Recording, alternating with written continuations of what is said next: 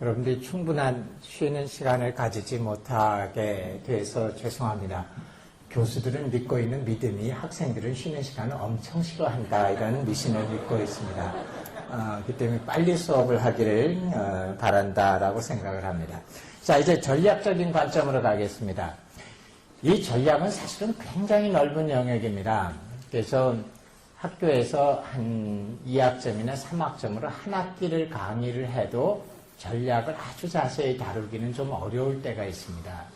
때문에 오늘 한 1시간 정도에 제가 말씀을 드릴 때 아주 기본적인 것들과 우리의 전략을 세우기 위한 몇 가지 기본 출발점들을 말씀을 드리겠습니다.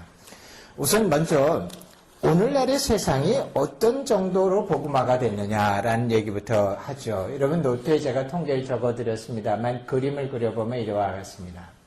오늘날 전 세계 그리스도인은 23억 8천만 정도, 이건 2014년 여름 지금 기준입니다. 23억 8천만 정도의 그리스도인이 있습니다. 전 세계 인구의 대략 33.4%입니다. 전 세계 사람의 셋 중에 하나 정도가 그리스도인입니다. 의외로 많다라고 안심을 하는 분들이 많은데 시간만 많으면 좀 겁을 드리고 싶지만 이거의 대부분이 거품입니다. 이 23억 8천만의 그리스도인 중에 절반이 넘는 51%가 뭐냐면은 로만 카톨릭입니다. 만약에 로만 카톨릭의 구원이 있다라 그러면 참 좋은데 구원이 없다 그러면 순식간에 절반이 날아갑니다. 아주 위험해요. 물론 로만 카톨릭에 대한 평가도 조심스럽습니다. 이런 얘기를 함부로 하면은 위험하지만 로만 카톨릭 안에도 복음주의적인 운동이 일어납니다. 최근에. 그러다 보니까 로만 카톨릭에 구원받은 자가 하나도 없다라고 말하기는 어렵지만은 실제로 로만 카톨릭의 대부분들이 복음을 제대로 이해 못하는 건 현실입니다. 또 상당수가 정교회입니다. 정교회는 구원이 있습니까? 이런 질문을 또 하실 텐데 정말 어렵습니다. 정교회에는 salvation이라는 단어가 없습니다. 그럼 어떻게 할까요? salvation에 가장 가까운 것은 이제 divination이라는 신화, 신처럼 되어지는 과정인데 학자들에 따라서 나누어집니다. 어떤 사람들은 그거를 우리의 성화와 영화가 합친 개념이니까 인정해주자라는 사람도 있고 여전히 칠성례를 따라가기 때문에 행위구원이니까 안 된다 하기도 하고 논란이 많습니다. 성공회는 구원이 있을까요? 독립교회는 어떻게 된 걸까요? 개신교회는 어떻게 돼요? 여러 질문이 있는데 하여간 제가 일일이 자세히 설명드릴 수는 없지만은 23억 8천의 그리스도인이라고 우리가 하지만 실제 구원받은 거듭난 그리스도인들은 생각보다 적을 것 같습니다. 전도 지역 내 비그리스도인이 있습니다. 이 사람들은 누구냐면은 한마디로 얘기하면 원치 않아서 안 믿는 사람들입니다.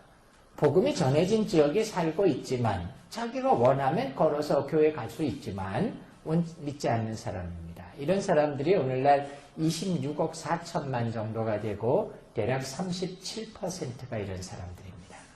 그런데 문제는 뭐냐면 미전도 지역인이에요.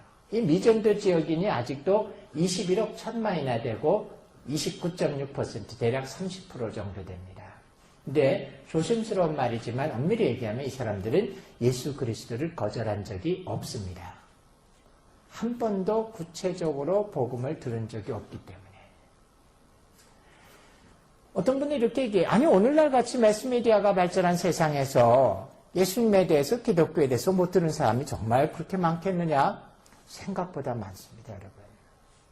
한 번은 제가 중국에서 한 10년 전이긴 하지만은 베이징에서 청두까지 기차를 타고 갔습니다. 40시간을 타고 갔습니다. 이제 제가 탄 칸에 중국에 수학여행을 갔다 온 학생들이 탔어요. 한 20, 30명이.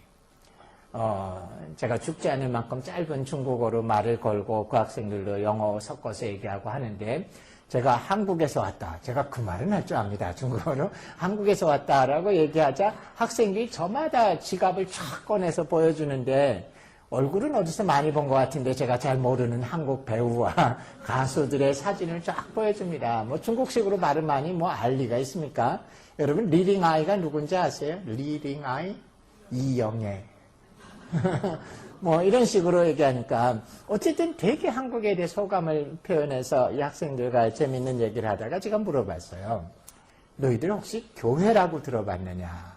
찌아후웨이라고 중국어로 찌아후웨이라고 그러죠. 근데 아무도 못 들어봤대요. 그래서 내가 발음을 잘못했는가? 그래서 영어로 church라고 너희들 들어봤느냐? 한자로 교회라고 쓰니까 아무도 못 들어봤답니다. 그래서 너희들 예수라고 들어봤느냐? 우리 식으로 읽으면 야소죠. 찌뚜. 근데 아무도 못 들어봤대요. 청두가 그러면은 중국의 변두리 시골이냐? 아니요. 중국의 5대 도시 중에 하나입니다. 청두에 가보세요. 중국은 이게 문화가 서서히 발전하다가 팍 점프했기 때문에 중간이 없어요. 예를 들면 VTR이 중국에는 없습니다. 없다가 갑자기 그 VCD 세대로 넘어갔어요. 청두 가보시면 대학생들은 전부 다 아이패드와 랩탑과 이런 걸로 무장하고 살고 있고 그런 동네입니다. 그런데도 못 들어봤다는 겁니다. 세상에 아직도 의외로 많은 사람들은 구체적으로 복음에 대해서 접해보지 못했습니다. 인도에서 재밌는 얘기가 있죠. 어떤 선교사가 마을에 들어가서 열심히 예수님 얘기를 했더니 마을에 촌노가 촌장이 나와서 얘기합니다. 근데 이보시오. 우리 마을엔 그런 사람 산 적이 없으니까 옆에 마을 가서 찾아보세요. 모르는 사람들이 많습니다. 이것이 이제 문제입니다. 근데 문제는 이 사람들에게는 누가 필요하냐면 누군가가 정치적, 경제적, 문화적, 언어적 장벽을 넘어서 타문화권에서 와줘야지만 복음을 들을 가능성이 있습니다. 우리가 이런 얘기를 해요.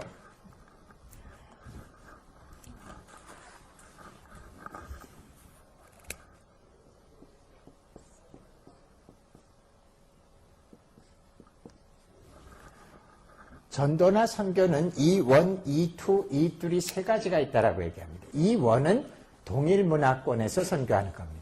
그러니까 한국 사람이 한국 사람에게 예수 믿으세요 하면 이원입니다. 이둘이는 완전히 타문화권입니다. 한국 사람이 브라질 사람에게 예수 믿으세요 그러면 이둘입니다. 이투는 한국 사람들에게 죽지 않은 건데 이투는 유사문화권입니다. 근데 세상에는 유사문화권이 의외로 많습니다. 한국 사람은 불행히도 유사문화권이 없습니다. 예를 들면 남미 전체에 가보시면은 남미 전체가 브라질을 빼놓고는 다 스페니쉬를 사용합니다. 그리고 그들이 자기 말이 원래 다 다르고 민족도 다 다르지만 워낙 오랫동안 스페인의 통치를 받다 보니까 다 스페인어를 사용하고 스페인의 교육제도와 스페인의 사고관과 세계관과 거의 유사해요. 그러다 보니까 아르헨틴 사람이 볼리비아에 선교사로 간다. 분명히 민족도 다르고 그들의 토착 언어도 다른 곳에 가지만 우리가 생각하는 것처럼 전혀 다르게 가지 않습니다. 언어도 안 배우고 문화 적응도 어려움 없이 그들은 즉시 사역에 들어갈 수 있어요. 브라질에서 요즘 브라질의 선교사들이 많이 나갑니다. 국내 선교사를 포함하면 현재는 전 세계에서 두 번째로 많은 선교사를 내보낸 나라가 브라질입니다. 국내 선교사를 빼고 순수하게 외국에 간 사람을 치면 한국이 두 번째입니다. 그러나 국내 선교사를 합치면 한국은 지금 네 번째나 다섯 번째 정도입니다. 근데 브라질 두 번째. 브라질 굉장히 빠르게 성장합니다. 브라질의 선교사들이 아프리카를 많이 갔어요. 그러면 이 둘이 같지만 그렇지 않습니다. 아프리카에 의외로 많은 나라가 포르투기를 사용합니다. 이전에 포르투갈의 식민지였습니다. 그렇기 때문에 그들이 주로 아프리카에 가지만 사실은 아프리카의 포르투기 국가로 가다 보니까 E2에 해당합니다. 미국 선교사들은 영어를 쓰는 지역에 들어갔을 땐 E2로 접근이 가능합니다. 한국은 조금 불행해요. 인천공항에서 비행기만 뜨면 세상에 한국말이 통하는 데가 없기 때문에 우리는 E2가 없고 유일하게 이제 조선족 정도가 E2가 될 수 있겠죠. 근데 세상엔 E2가 많습니다. 그래서 E2 선교사와 E3 선교사가 비슷할 정도로 사실은 양쪽이 많습니다. 근데 가만히 보세요. 이들에게 어떤 사역이 필요하냐? 그리스도인들도 전도가 필요합니다. 그래서 E0라는 말을 농담처럼 씁니다. 이것은 교회 안에 있는 사람에게 복음을 설명하는 겁니다. 긴장을 하고 들으셔야 돼요. 특별히 목사님들이나 교회 지도자들은 좀 긴장하고 들으세요. 이건 미국에서 나온 통계이기 때문에 여기서 유효하리라고 보는데 목사님이 자기 교회를 볼 때 우리 교인들은 다 복음을 알아라고 생각하고 있을 때가 65%입니다. 평균. 즉 목사님이 우리 교회 교인들은 다 구원받은 것 같아라고 확신하고 있을 때 아직도 3명에서 10명 중에 3명에서 4명이 구원 못 받은 상태입니다. 근데 문제는 대부분의 교회가 교회 설교에서 복음을 구체적으로 전하지 않아요. 어떤 사람이 전도하려고 자기 친구를 데리고 교회 갔는데 1년을 다녔는데 예수 믿으라는 구체적인 복음을 한 번도 못 들을 때입니다. 기도 많이 해라, 선행을 행하라, 예배 열심히 해라, 뭐 이런 얘기는 수도 없이 들었는데 점차 교회가 등잔 밑이 어둡다고 교회 내부에서 복음을 구체적으로 설명하는 게 없습니다. 그래서 제가 인출입 목회를 할 때는 저는 일부러 짝수달의 마지막 주에는 내가 매일 복음을 전한다 이렇게 정해놓기도 했습니다. 사람들이 그날에 전도대 성자들을 데려오면은 복음을 전하고 초청도 하겠다라고 했는데 그게 필요할지 몰라요. 물론 제일 좋으면 교회가 교육의 방법을 통해서 복음을 확실히 해줘야 됩니다. 근데 어쨌든 이 제로의 선교도 굉장히 많이 필요합니다. 23억 8천 중에 의외로 어쩌면 거의 18억에서 20억 가까이가 복음을 더 구체적으로 들어야 됩니다.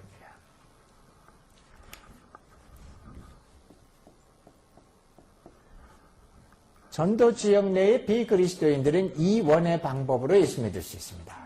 동일 문화권에서 복음을 전해줄 사람이 있어요. 근데 문제는 뭡니까? 미전도 지역인의 사람들은 E2 내지 E3의 방법으로만 복음을 들을 수 있습니다. E2나 E3는 반드시 문화적 장벽을 넘어서 다른 곳에서 와줘야만 됩니다. 근데 오늘날 현실을 보면 전 세계 크리스찬 사역자가 몇 명이 있냐? 자그마치 1250만 명이 있습니다. 그 중에 99.9%의 사역자들이 여기서 일하고 있습니다. 실제로 미전도 지역에 있는 사람들은 엄밀히 따르면 제가 보면 0.1% 정도고 좀 과장해서 따져줘도 대략 0.34%의 사람만이 저 지역에서 일합니다. 굉장히 불균형이에요. 만약에 주님의 심정이라면 어떻게 될까요? 여기도 30%의 사람이 산다면 사역자 중에 적어도 30%는 미전도 지역에서 사역을 해야 됩니다. 근데 사람이 없어요. 엄밀히 말하면 이들이 여전히 미전도 지역인으로 남아있는 이유는 뭔가 더 어렵기 때문이라면 더 많이 가야 되겠죠. 근데 사람이 없습니다. 만약 여러분들 중에서 어떤 분이 주님 내 인생을 주님께 온전히 내드리겠습니다. 내 인생을 마음껏 사용하십시오라고 헌신하는 사람이 나온다면은 어쩌면 주님이 이렇게 말씀하실지 몰라요. 형제야 자매야 네가 네 인생을 정말 나에게 내놓고 마음대로 쓰십시오라고 한다면 너 혹시 저기로 가지 않겠니? 저기 사람이 필요하다. 그렇게 말씀하실 겁니다. 세상에는 정말 넓은 지역의 영적인 공백 지역들이 있습니다. 한 번은 키르기스탄이라는 곳에 갔어요. 이스쿨 호수가 있습니다. 한국의 강원도와 경상북도 반만한 호수입니다. 저는 현지인들을 강의하느라고 가지는 못했지만은 학생들에게 그 호수를 한 바퀴 도는 여행을 해보라고 했습니다. 한국 같으면 반나절이면 돌아올 텐데 5일이 걸렸어요. 근데 그 지역을 다녀와서 어떤 남학생 하나가 밤에 저를 꽉 껴안고 눈물이 글썽이면서 이런 얘기를 합니다. 교수님, 세상에 그렇게 넓은 땅이 있고 그렇게 많은 사람이 사는데 어떻게 단 한 명의 복음을 전하지 사람도 볼 수가 없습니까? 그 학생은 카자흐에 가 있어요. 저는 세상을 돌아다니면서 발견하는 것이 뭐냐면 사람이 많은 것 같지만 너무도 곳곳에 영적인 커다란 암흑들이 여전히 존재합니다. 그걸 보고 돌아올 때마다 저는 뱃속이 쓰려요. 저는 신학생들이 넘쳐나서 공회라 그러는 나라의 신학교 교수입니다. 우리가 젊은이들에게 꿈만 제대로 줄 수 있다면 김우중 회장이 먼저 써먹어서 아깝지만 세상을 넓고 할 일은 많다가 우리의 표어가 돼야 돼요. 김우중 회장이 이번에 2번째 책을 냈습니다. 제목이 아직도 세상은 넓고 할 일은 더 많다라고 했는데 그 말을 진짜 우리가 하고 싶습니다. 그리스도인들이 할 일은 많습니다. 우리가 명예를 버리고 욕심을 버리고 정말 사역을 찾는다면 우리를 필요로 하는 것은 세상에 여전히 정말로 많습니다. 어려움이 있지만 우리는 그런 시대에 살아가고 있습니다. 2번째 문제 얘기하죠. 세계복음화가 뭔가? 우리 매일 외치고 있는 게 뭐냐면 세계복음화입니다. 세계복음화, 세계복음화, 세계복음화. 주님, 우리 세대가 끝나기 전에 세계복음화를 완성해 주십시오. 근데 세계복음화가 뭡니까? 사지선다를 해보죠. 어차피 우리는 어릴 때부터 찍기 세대로 살아왔으니까 하나만 잘 찍으시면 됩니다. 1번. 세계복음화란 71억 3천만의 전 세계 인구가 다 예수 믿고 구원받는 거다. 예, 별로 반응이 없네요. 예, 아닙니다. 아닌 이유는 사지선다 1번이 답이면 뭐 더 나올 게 뭐가 있습니까? 앞으로 나와야 되니까 1번은 답이 아니죠. 아니, 정직하게 얘기하면은 성경에 보면 요한계시록의 마지막 날이 돼도 여전히 주님을 거부하고 지옥에 가는 적지 않은 사람들이 있습니다. 주님이 우리에게 명령하는 세계복음화는 전 세계 모든 사람이 하나도 빠짐없이 구원받는 상태는 아닙니다. 물론 주님의 궁극적인 심정은 그러시겠죠. 2번, 조금 가능성이 높아집니다. 세계복음화란 71억 3천의 사람들이 전부 구원받는 건 아니지만 개개인이 복음을 들을 기회를 가지게 하는 거다. 반응이 좀 있으신데 이거를 우린 뭐라 그러냐면 궁극적인 목표지만 비현실적인 목표라고 얘기합니다. 모든 사역자들은 이것을 위해서 일합니다. 하지만 이것도 이루어지지 않을 것 같습니다. 그러면 우리가 갑자기 혼동에 빠져버려요. 그럼 세계복음화가 뭐냐? 우리가 지금까지 막연히 얘기했었는데 세계복음화가 좀 뭐냐? 엄밀히 얘기하면 예수님이 말씀하신 그 세계복음화가 나타나는 것이 마태복음 24장 14절입니다. 이 천국 복음이 모든 민족에게 증거되기 위하여 온 세계에 전파되리니 그제야 끝이 오리라. 이 복음이 온 세계에 전파될 것이라고 주님이 말씀하신 게 세계복음화인데 이것이 뭘 의미하는지 정직하게는 우리가 정확히 알지 못합니다. 하지만 최선의 방법을 통해서 해석을 해볼 땐 이렇습니다. 세계복음화라는 말에 관련되어 있는 명령들을 다 모아보면 뜻밖에도 항상 그 대상이 집단으로 나온다는 거예요. 너희는 가서 모든 족속으로 제자 삼아. 족속. 너희는 온천에 다니면 만민에게 복음을 증거하라. 이 천국 복음이 모든 민족에게 증거되기 위하여. 항상 보면은 족속, 민족, 나라, 열방 이런 식의 어떤 집단의 단어들이 나오는 것 같습니다. 어떤 학자는 아주 담대하게 이렇게 얘기해요. 성경은 어디에서도 세상에는 everybody를 구원시키라고 말하지는 않았다라고 얘기하기도 합니다. 우리가 마가복음을 보면 everybody 같이 보일 수도 있어요. 너희는 온천하에 다니면 만민에게 복음을 전파하라. 이게 everybody 아닙니까? 할 수 있는데 그렇지는 않습니다. 해석을 어떻게 하냐면 마가복음은 의도적으로 창조주 하나님, 피조물 인간 두 집단을 놓고 이렇게 얘기하기 때문에 이 만민이라는 것도 피조물 전체를 가르쳤다라고 보통 해석합니다. 그렇게 되자 이제 족속, 민족, 열방, 족 이런 것들이 이제 헬라어 단어로 하나를 묶었을 때 에스노스라는 단어라고 얘기합니다. 에스노스.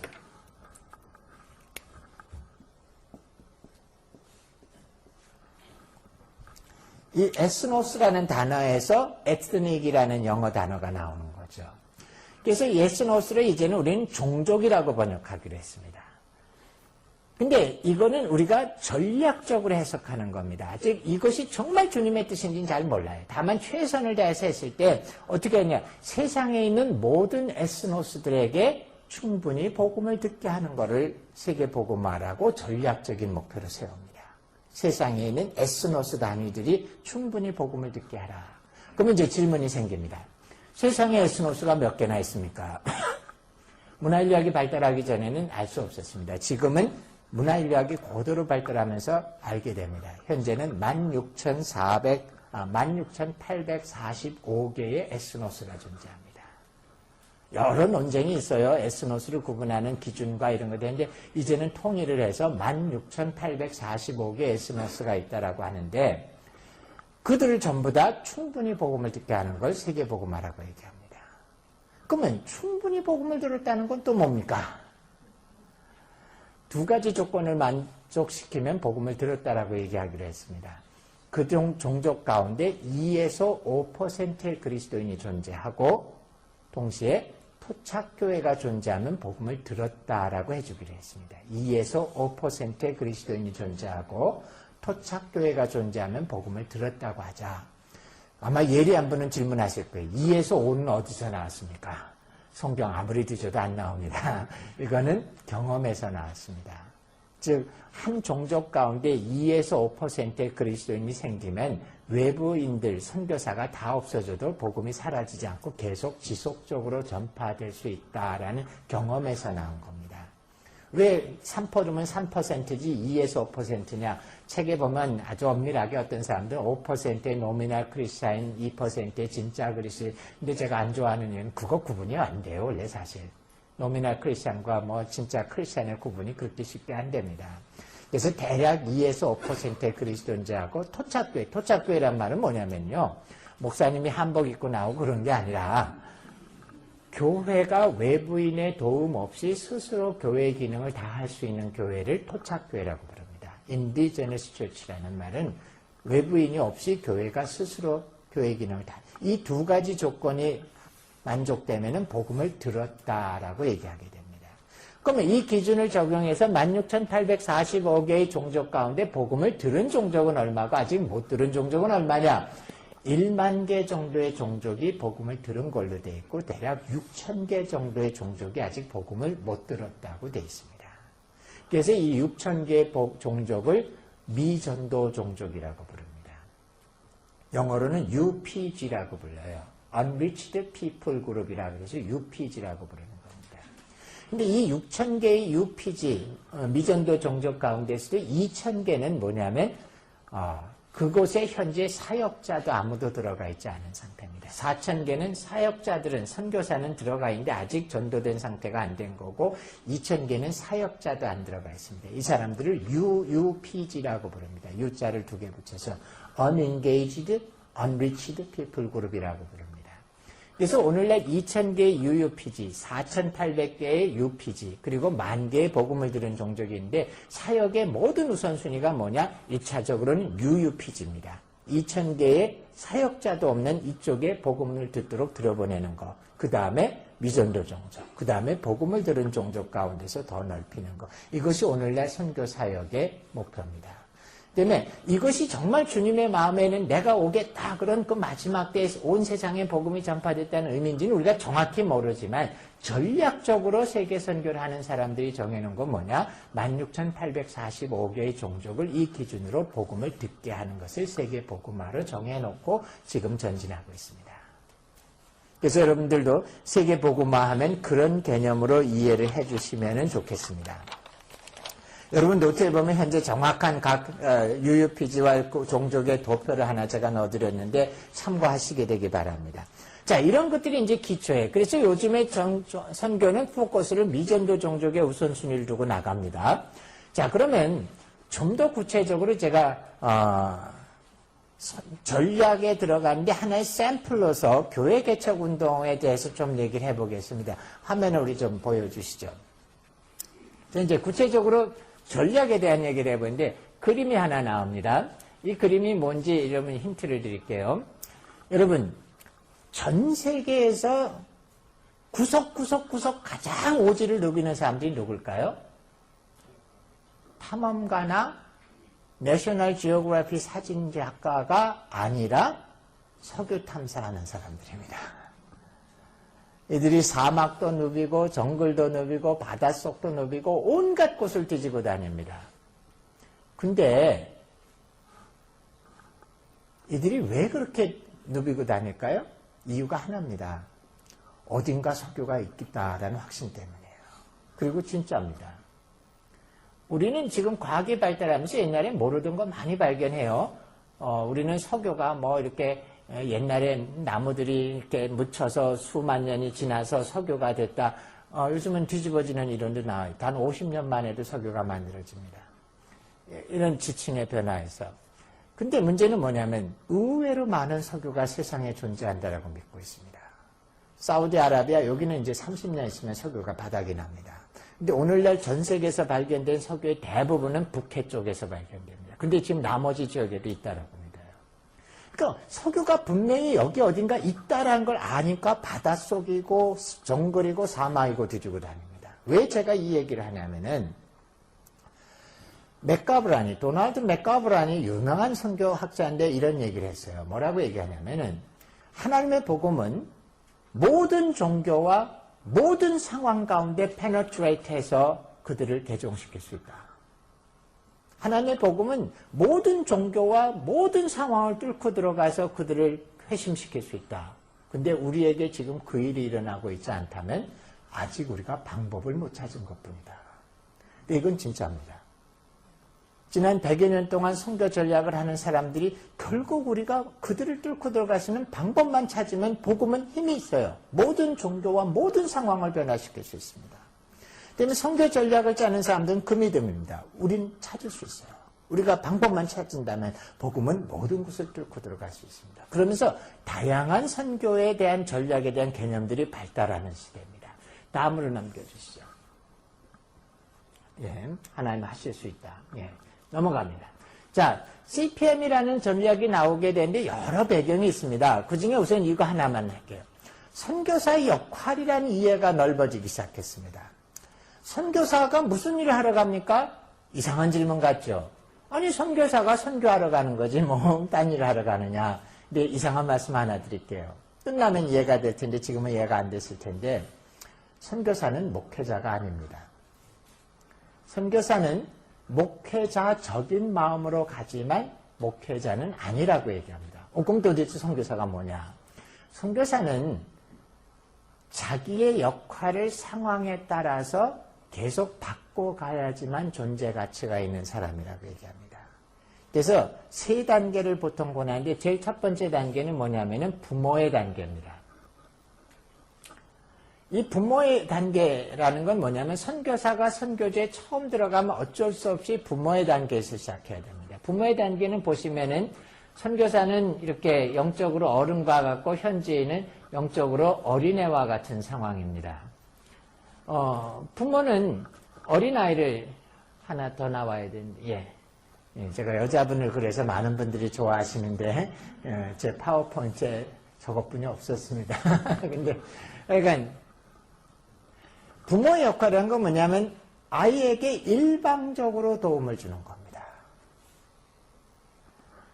아무리 엄마가 책임감이 있고 분명한 사람일지라도 애가 100일이 됐는데 엄마가 아기를 방의 구석에 코너에다 콱 박아서 앉혀놓고 일장 훈시를 한다고 생각해 보십시오. 너 좀 책임 있게 살아라. 요즘 네 삶에 하는 게 뭐냐? 아침에 나서 깨어나서 저녁에 잘 때까지 울고 먹고 싸고뿐이 못하지 않느냐? 사람이 이렇게 살면 되냐? 책임 있게 살아라. 아무리 목소리를 높이셔도 불가능합니다. 애가 능력이 없기 때문에 부모가 일방적으로 채워줘야 돼요. 다만 언제까지 채워줍니까? 애가 능력이 생길 때까지만이에요. 애가 혼자 밥 먹을 수 있을 때까지는 먹여줘야 됩니다. 애가 혼자 옷 입을 수 있을 때까지는 옷 입혀줘야 됩니다. 애가 혼자 걸어다닐 수 있을 때까지는 들고 다녀야 돼요. 그러나 능력이 생기면 그거 하게 해줘야 됩니다. 선교사는 항상 이 개념을 갖고 가세요. 선교사는 영원한 직업이 아니라 일시직입니다. 현지인들이 그 일을 할 능력이 없기 때문에 혹은 현지인들이 그 일을 할 능력이 있는 사람이 너무 적기 때문에 그들이 능력을 가질 때까지만 임시적으로 일하는 게 선교사지 절대로 마르고 닳도록 있는 거 아닙니다.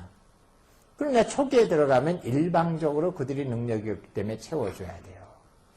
그래서 전도도 선교사가 하고 성경 공부도 선교사가 하고 예배도 선교사가 인도하고 봉고차 몰고 나가서 손님을 데려오는 것도 선교사가 하고 설교하고 돌아서서 잽세게 성가대 지휘하고 다시 돌아서서 축도하고 얼른 떠나가서 문 앞에서 인사하고 봉고차를 다시 배달하고 혼자 북치고 장구치고 다 해야 됩니다. 할 수 없죠.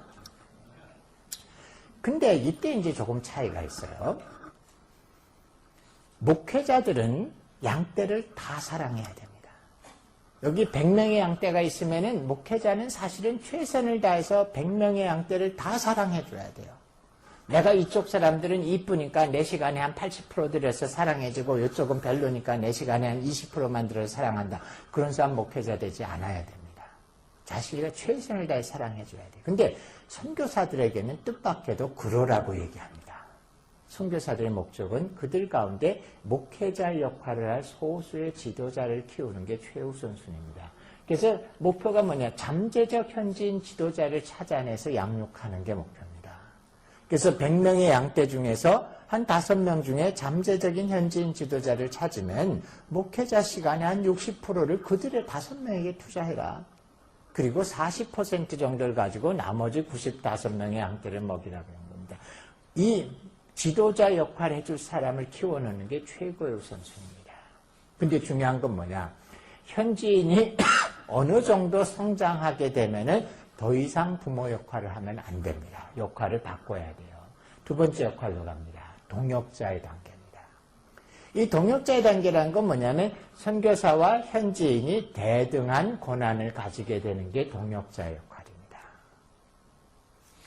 어떤 분들은 생각할 때 저거 괜찮습니다. 선교사가 혼자 아까 북치고 장구치고 혼자 뛰어다니는데 이젠 현지인과 일을 반반 나누니까 아주 좋을 것 같네요 라고 생각하시지만 선교사 일생 가운데 최고로 힘든 시기입니다. 그래서 전 아이 이름을 갈등의 시기라고 이름을 붙여놨습니다. 왜 그러냐면요. 현지인과 동역자가 돼서 파트너가 돼서 50대 50의 권한을 가지게 되면 everything 충돌하고 싸우게 되는 게 정상입니다. 선교사와 현지인 지도자는 다른 문화에서 수십 년을 살았어요. 문화가 다르다는 말은 우선순위가 다르고 일을 하는 방법이 다르고 의사결정이 다르고 평가하는 방법이 다르고 다 다른데 모든 일마다 손뼉 치듯이 그냥 짝짝짝 의견이 일치 않다. 그런 이적은 솔직히 안 일어납니다. 제가 예를 들어볼게요. 선교사님에게 어느 날 갑자기 모교회로부터 10만 불의 예기치 않은 돈이 왔습니다. 선교사가 아주 흥분했어요. 하나님, 내가 이 돈 어디에 쓸까요? 밤새도록 고민합니다. 그래서 아침쯤에 답을 얻었습니다. 사람을 키우는 데 쓰자. 우리 교회 보면은 가능성 있는 애들이 있는데 너무 가난해서 교육을 못 받는데 이 돈을 가지고 누구는 고등학교부터 보내고 누구는 대학을 보내고 누구는 2년제 신학교를 보내서 2년 후에 4년 후에 7년 후에 우리 교회 지도자들을 만들자. 꿈에 부풀었습니다. 근데 아침에 해가 뜨자마자 현지인 동역자가 바람처럼 달려옵니다. 소문을 듣고. 미국에서 10만 불이 나왔다며요. 선교사가 하나님의 은혜로 큰 돈이 왔습니다. 그러자 현지인 동역자는 첫마디가 이겁니다. 잘 됐습니다. 우리 그거 갖고 여기다 교회 집시다. 선교사는 마음이 다쳐요. 우리가 이미 건물이 있고 아주 팬시하지는 못하지만 그래도 아직 자리가 남는 교회가 있는데 이걸 갖고 교회를 짓기는 낭비인 것 같습니다. 그래서 현지인을 설득합니다. 우리 그러지 말고 이거 가지고 사람을 키웁시다. 우리 현지인은 죽어도 안 된대요. 보라고 이쪽에 순복음교회에서 보내줘서 얼마나 큰 교회냐, 이쪽에 감리교회에서 보내줘서 얼마나 큰 교회냐, 여기다가 침례교가 보내줘서 제일 큰 교회에 줘야 된다는 거예요. 누가 이기느냐? 절대로 둘 다 양보 안 합니다. 선교사들은 개성이 아주 강한 사람들이에요. 근데 이게 좀 개성이 두 가지 개성이 있는데요. 개인적인 성격 이런 개성도 있지만 두 번째는 제가 차마 말을 하기 어려운 그냥 개성입니다. 같은 이 성격이 있습니다. 선교사들이 두 가지 개성이 다 강해요. 제가 이해가 가요. 그렇게 강하기 때문에 가족을 데리고 그 어려운 선교지까지 가죠. 근데 중요한 건 홈그라운드에 있는 현지인도 절대 양보를 안 합니다. 이런 축복이 생기면은 둘이 머리가 깨져서 하나 죽을 때까지 싸워요. 자, 다행히 안 죽고 넘어갔다고 생각해보죠. 교회가 더 커졌습니다. 그래서 선교사님이 교회를 조직해야 될 것 같아요. 그래서 이분을 믿음직하고 어른이니까 집사장으로, 이분이 책임감 있으니까 재정집사로, 이분이 제주도 좋고 성실하니까 건축위원장으로 세 사람을 생각을 했어요. 그래서 현지인 지도자에게 얘기합니다. 우리 교회를 조직해야 되는데 이분을 집사장으로, 이분을 재정위원장으로, 이분을 건축위원장으로 합시다 라고 제안했습니다. 현지인의 첫 번째 대답은 이겁니다. 안 된다는 거예요. 왜 안 되냐? 간단합니다. 내가 뽑아야지 왜 당신이 뽑느냐. 다음날 뽑아왔어요. 근데 보니까 집사장은 자기 아버지, 재정위원장은 자기 와이프, 건축위원장은 자기 동생이에요. 선교사는 도저히 받아들일 수가 없어요. 이게 네게 혼자 교회냐? 안 된다. 그 사람은 펄펄 뜁니다. 무슨 소리냐? 이 동네는 다 이렇게 하는 거다. 왜 안 되냐? 죽도록 싸워요. 자, 안 죽고 또 넘어갔다고 해보세요. 교회가 더 커져서 전도사를 하나 세워야 되겠어요. 그래서 기도 많이 하다가 아주 훌륭한 젊은이 찾았습니다. 믿음도 있고 성실하고 책임감 있고 그래서 이 사람을 전도사로 세우자. 그래서 현지인 동역자에게 제안을 합니다. 이 사람 우리 전도사로 세우면 좋겠습니다. 손마디가 안 된다는 거예요. 그게 왜 안 되냐? 그랬더니 이유가 우리 부족이 아니라는 거예요. 선교사는 기가 막혀요. 어차피 우리 교회 선호 부족이 모이는데 목사인 당신이 이쪽 부족에서 왔으면 전도사는 여기서 오면 좋지 않느냐. 자기는 죽어도 다른 부족과 일 못한답니다. 이 정도 되면 한국 목사의 입에서 이 소리가 나옵니다. 시끄러워. 네가 뭘 안다고. 내가 교회 개척을 해도 너보다 훨씬 많이 했고 목회를 해도 너보다 몇 배나 했고 너도 내가 키운 사람이고 교회 다 있고 너는 말끝마다 내가 뭐 한다면 안 된다고 하냐. 시끄러워 시키는 대로 해. 이러면 부모의 단계를 도로 빽 하는 겁니다. 이 시기를 넘어가야 돼요. 어려운 시기입니다. 사사건건 부딪혀요. 혼자 하면 딱 좋을. 사실 한국 선교사의 100명 중에 95명은 절대로 평생 사역에서 동역자 단계까지 안 갑니다. 부모 단계에서 끝나요. 부모 단계가 힘들 것 같죠? 제일 신나는 거예요. 왜냐하면 내 마음대로 되니까. 일로 가는 거야 하면 다 일로 가다 갑자기 아닌가벼 일로 가자 그럼 또 다시 일로 가자 이것도 아닌가벼 일로 가자 그럼 또 마음대로 움직이 이때가 제일 신나요. 근데 이 동역자가 생기면 사사건건 된다 안 된다 이게 너무 힘들어요. 근데 이걸 견뎌내야 됩니다. 왜 견뎌내야 되냐? 얘기를 이렇게 해보죠. 저한테 아들이 하나 있습니다. 이젠 다 컸지만 우리 아들이 초등학교 때 별명이 해피보이였어요. 뭐 시도 때도 없이 해피해요. 얘는 아침에 일어나도 해피하고 학교 가도 해피하고 학교 갔다 와도 해피하고 저녁 때도 해피하고 맨날 해피합니다. 그래서 제가 좀 고민을 했어요. 뭔가 좀 부족한 애인가 보다. 안 해피할 때도 있어야 되는데 근데 이 해피보이가 중학교를 들어가자 완전히 딴 애가 돼버립니다. 얼굴에 불만이 가득 있고 뭐 짜증이 나고 집에 오면은 자기 방에 들어가 문 닫고 나오지도 않고 대답도 잘 안 하고 애가 갑자기 변해요. 그러면 이 경험이 없는 초보 엄마 아빠들은 아부를 하게 됩니다. 애에게. 너 티셔츠 하나 사줄게 나가자. 운동 하나 사줄게 나가자. 사줘보세요. 고마워 하나 곁눈질로 보면서 마지못해 억지로 받아주는 것 같습니다. 제가 와이프한테 더럽고 치사해서 아빠 노릇 못하겠다라고까지 얘기했습니다. 근데 어떻게 하실 거예요? 내다 버릴 거예요? 두 가지 이유 때문에 안 됩니다. 내 새끼니까 안 되고 두 번째는 사춘기란 걸 아닌가. 누구나 사춘기는 거쳐가는 거고 기다리면 사춘기가 끝나고 다시 정상으로 돌아오는 걸 아니까 인내해야죠. 와이프가 저에게 아주 좋은 걸 가르쳐 줬어요. 제일 좋은 부모는 애가 사춘기 시작하기 전에 아이와 부모 사이의 신뢰관계를 충분히 만들고 사춘기가 시작된다면 침묵하고 기다려주는 게 제일 좋은 부모랍니다. 반대가 되면 박살이에요. 애가 사춘기 시작하기 전에 어린 나이에 사랑과 신뢰관계를 만들지 않고 사춘기 들어간 다음에 애를 바로 잡으려고 그러면 애 죽이는 겁니다. 너 왜 말도 안 해? 너 왜 인사도 안 해? 너 왜 이렇게 짜증 부려? 너 왜 이때? 그럼 애를 집에서 가출시키는 거예요. 그냥 믿고 기다려주는 게 최고의 부모입니다.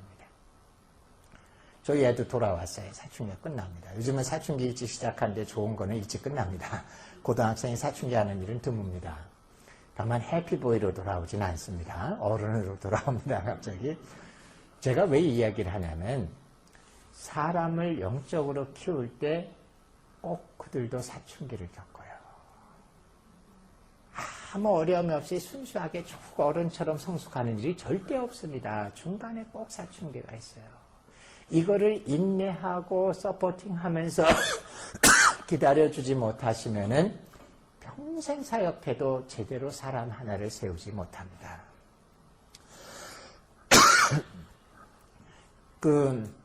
선교사들이 저에게 메일을 많이 보내는데 어떤 선교사님들이 이런 편지를 가끔 보내요. 교수님 내가 아직 너무 어렵습니다. 현지인 중에 똑똑한 젊은이 하나 만나서 내가 신학교에 돈 다 보내주고 우리 교회 전도사 시키고 얼마나 말도 잘 듣고 훌륭했는지 모르는데 이 친구를 어느 날 목사 한 수 줬더니 그때부터 갑자기 사람이 변합니다. 계속 선교사의 뒤통수를 칩니다. 제 물 좀 잠깐 주시겠어요?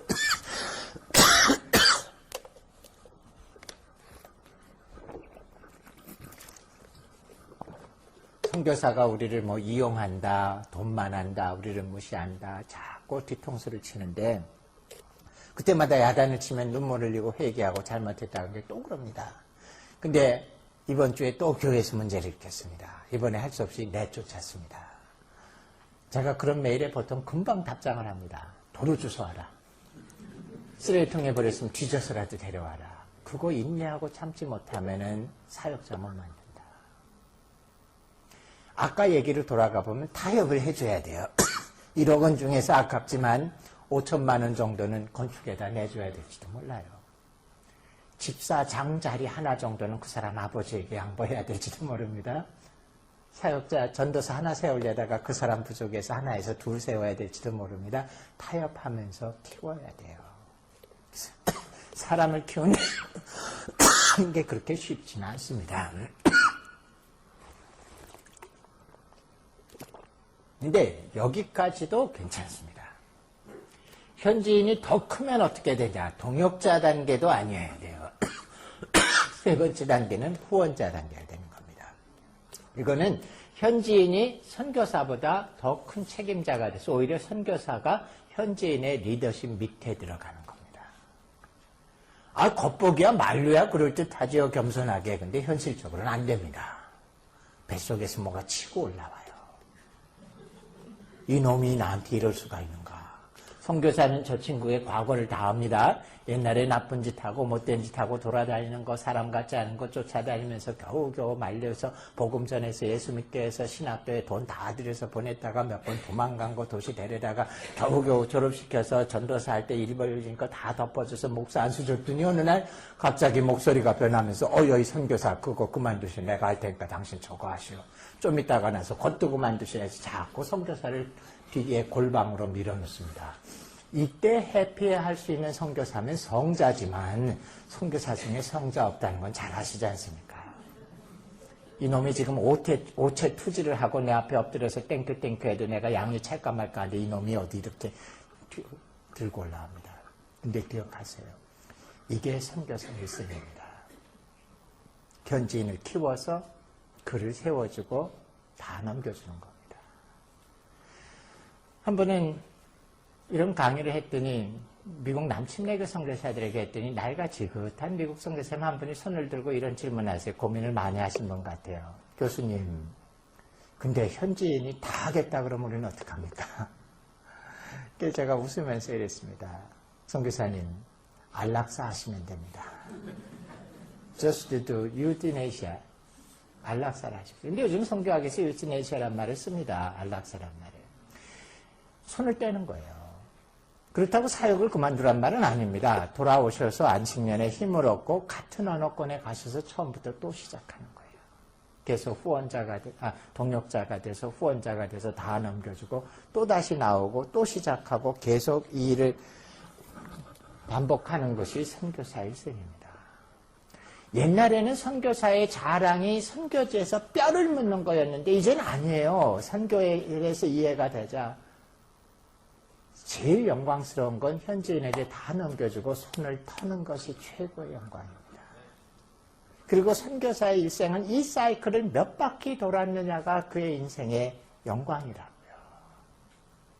우리는 현지인을 세워주기 위해서 갑니다. 우리가 주인공이 되기 위해서 가는 거 아니에요.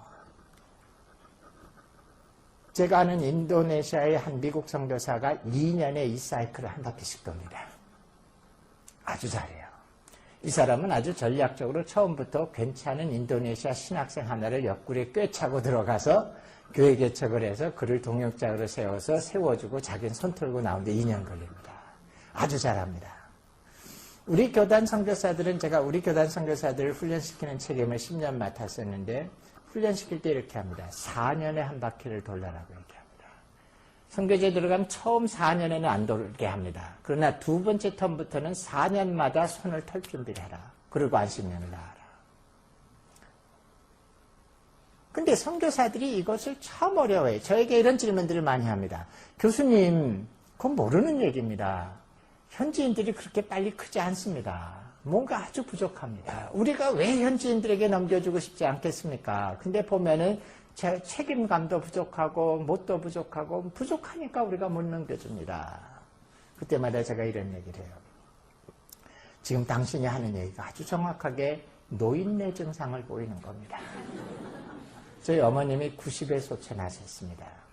네, 돌아가시기 전에 저희 집에 좀 계셨는데 아침에 제가 출근하면 우리 와이프는 아파트 문 앞에서 빠이 하고 얼른 들어가 버리는데 어머니는 주차장까지 항상 같이 따라 나오세요. 그러면서 얘기합니다. 낮에 점심에 꼭 밥을 먹어라. 늦지 않게 들어와라. 옷을 춥지 않게 입어라. 피곤하지 말아라. 근데 맨날 그 얘기를 듣다가 어느 날 정신이 번쩍 났어요. 가만.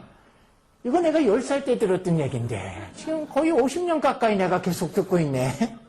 우리 어머니 한 100살 사실 줄 알았는데 그럼 제가 한 70대도 어머니 계속 그 얘기 하셨을 것 같아요. 왜? 부모는 자기 자식이 언제라도 불안해요. 사랑하기 때문에. 놔줄 수가 없어요. 내가 내 아들에게 얘기해도 우리 아들이 펄쩍 뛸 만한 얘기인데 계속 평생. 왜? 부모는 그런 거예요. 사역자가 봤을 때 자기가 키운 사람이 정말 뭐든지 다 넘겨줘도 나보다 더 잘하겠다. 그런 일은 영원히 안 옵니다. 과감히 맡기면 그가 어른이 돼요. 오죽하면 롤랜 알렌이라는 사람이 이 얘기를 합니다. 바울은 평생 보면 평균을 내면 한 지역에 2달 있었답니다. 근데 2달에 그는 교회를 개척하고 장로를 세우고 독립시키고 떠나요. 근데 그런 교회가 커서 에베소 교회가 되고 골로새 교회가 되고 데살로니가 교회가 돼요. 어떻게 그런 이적이 일어나느냐. 근데 롤란 알렌이 재밌는 얘기를 했어요. 성령께 의지하기 때문이다. 오늘날의 선교사들의 가장 약점은 뭐냐면 자기가 몽땅 다 해야 된다고 착각하고 있는데 그 사람 속에 계신 성령을 의지한다면 과감히 맡겨라 해요. 실제로 과감히 맡기면 그들이 어른이 됩니다. 안 맡기면 언제까지나 어린애예요. 두 번째, 현지인들은 우리가 키우지 않아도 시간이 지나면 커요. 근데 선교사가 제주껏 시간을 맞춰서 뒤로 물러나 주지 않으면 들이받치게 됩니다. 이게 비극이에요. 저는 남침내교 선교사들하고 오래 일을 했습니다.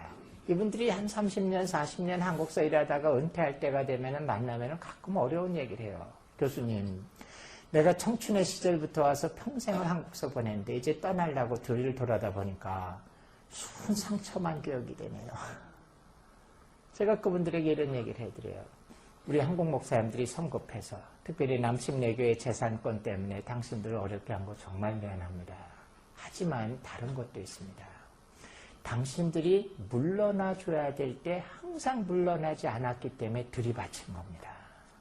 그러다 보니까 돌아보면 상처만 남았습니다. 들어받치기 전에 과감히 한 발자씩 물러났으면 당신들 영웅입니다. 동상 세워줬습니다. 그러나 그렇게 못하면 들이받칩니다. 근데 이제 남침내교 선교사들에게 제가 이 말을 못해요. 제가 훈련시켜서 보낸 우리 교단 선교사들이 현지에서 다 들이받치고 있는 거죠.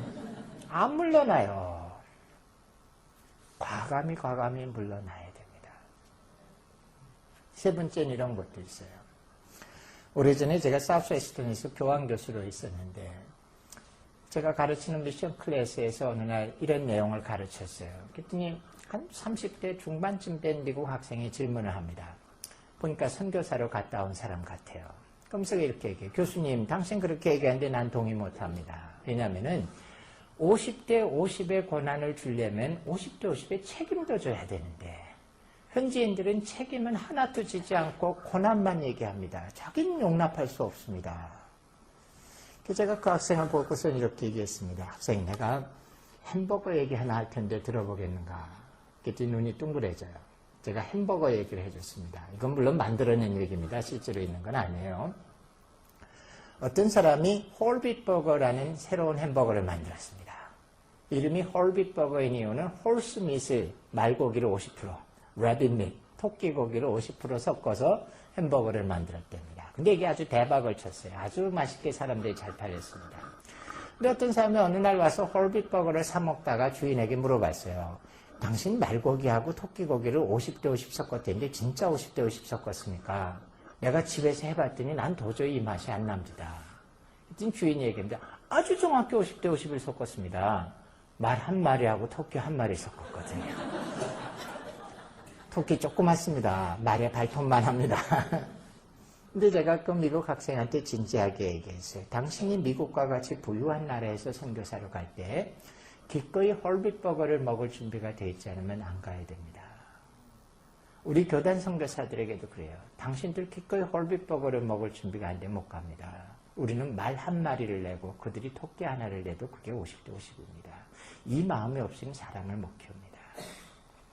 결국 선교사의 모든 전략이라는 건 뭐냐? 어떻게 하면 가장 빠른 시간 안에 현지인을 지도자로 세워주고 우리가 손을 틀고 나오느냐가 선교 전략입니다. 그래서 CPM은 자세히 제가 얘기할 시간이 없기 때문에 그냥 끝나고 여러분들 그냥 교재를 보시면 되는데, 교회 개척에서도 어떻게 하면 가능한 한 빨리 현지인에게 재생산을 시키고 손을 떼느냐의 비법만 모은 게 CPM이라는 겁니다.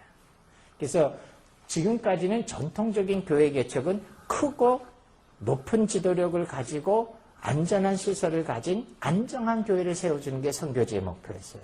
근데 문제는 그룹 교회를 만들어 봤더니 재생산 능력이 떨어집니다. 탁월한 지도력에 우수한 시설에 이게 재생산력이 없어요. 그래서 요즘은 전 세계적인 선교 전략이 교회 개척을 반대로 해요.